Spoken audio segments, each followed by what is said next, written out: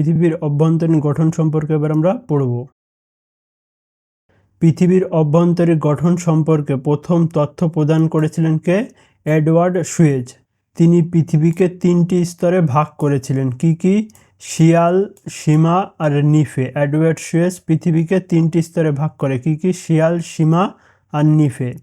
ঠিক আছে, এগুলো আমরা এক একটা করে পড়ব। শিয়াল, এটি হলো পৃথিবীর বাইরের স্তর। এই স্তর 50 কিলোমিটার থেকে 300 কিলোমিটার গভীর পর্যন্ত বিস্তৃত।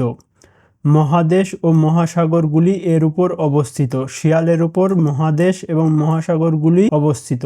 এতে প্রচুর পরিমাণে সিলিকন ও অ্যালুমিনিয়াম আছে। রাসায়নিকভাবে এটি অম্লীয় প্রকৃতির।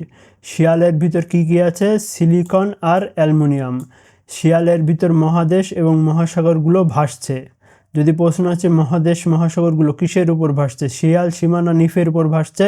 শিয়ালের উপর ভাসছে। শিয়াল কি দিয়ে তৈরি? সিলিকন আর অ্যালুমিনিয়াম দিয়ে তৈরি। দেখো, এটা পৃথিবীর একটা টুকরো এখানে কেটে বোঝানো হয়েছে যে এটা হলো শিয়াল। এটা প্রথম যে স্তরটা, এটা হলো শিয়াল।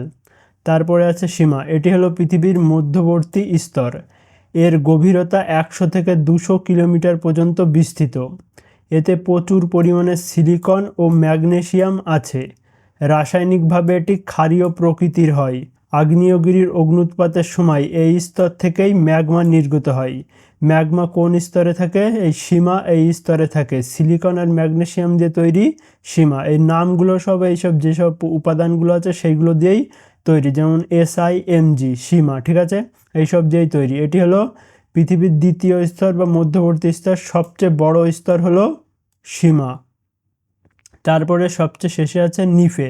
এটি পৃথিবীর সবচেয়ে ভেতরের স্তর, যা তরল অবস্থায় রয়েছে। এতে প্রচুর পরিমাণে সিলিকন ও লোহা রয়েছে। এই স্তরের ঘনত্ব সবচেয়ে বেশি।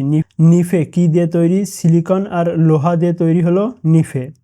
এখান থেকে শুধু এই মনে রাখবে কি উপাদান দিয়ে তৈরি, যেমন সিলিকন অ্যালুমিনিয়াম দিয়ে শিয়াল, সীমা কি দিয়ে তৈরি? সিলিকন ও ম্যাগনেসিয়াম দিয়ে তৈরি। নিফে কি দিয়ে তৈরি? নিকেল আর লোহা দিয়ে তৈরি।